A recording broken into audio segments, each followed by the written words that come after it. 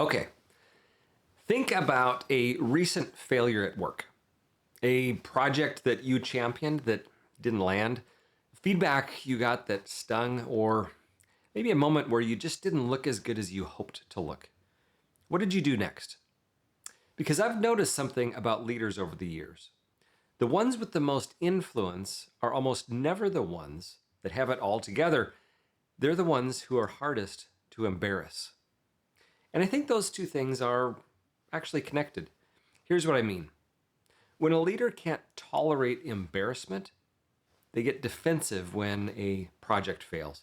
They start making excuses. They point fingers at other people's failures in order to redirect the spotlight from themselves. Or it could be more subtle. Someone shares honest feedback, and privately, that leader becomes cold, dismissive, or quietly hostile towards the person who told the truth. Every one of those reactions costs something. It costs trust, it costs credibility, and it signals to your team that you are more interested in protecting yourself and looking good than leading the team. Here's something to consider.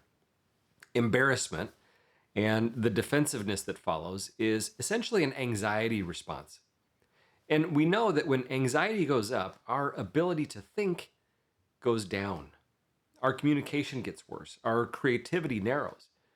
Studies have actually shown that humor, the ability to find lightness in a hard moment, psychologically lowers stress hormones and improves cognitive function. Which means the leaders who can laugh at themselves in a tough moment aren't just more pleasant to be around, they're actually thinking better than everyone else in the room. So, what makes some leaders so hard to embarrass? From my experience, it usually comes down to one thing. This isn't about me. The leaders with the highest tolerance for embarrassment don't take themselves too seriously. They can hold a heavy moment with some lightness, and not because they don't care, but because they're clear on what and who they're actually there for. They're playing a role of service to the team.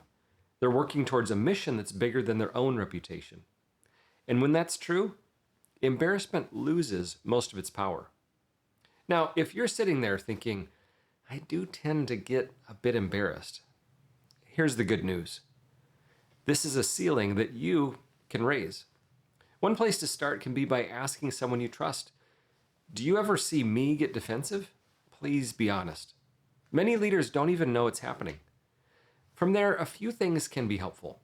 One is to go first. Bring up your own failures and shortcomings on your own terms. When you name your own gaps before somebody else does, you take the sting out. Next, get more exposure. Intentionally put yourself in situations where you might feel uncomfortable or defensive.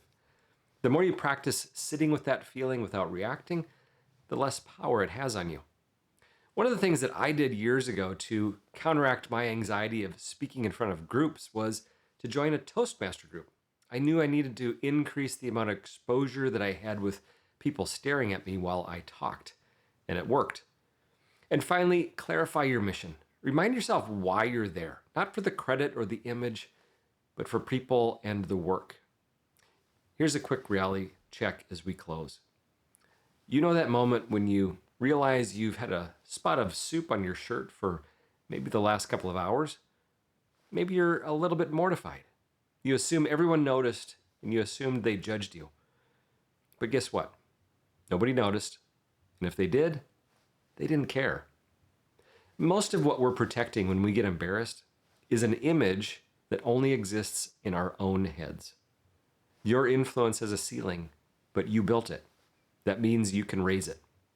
Now, go lead well. I'll see you next week.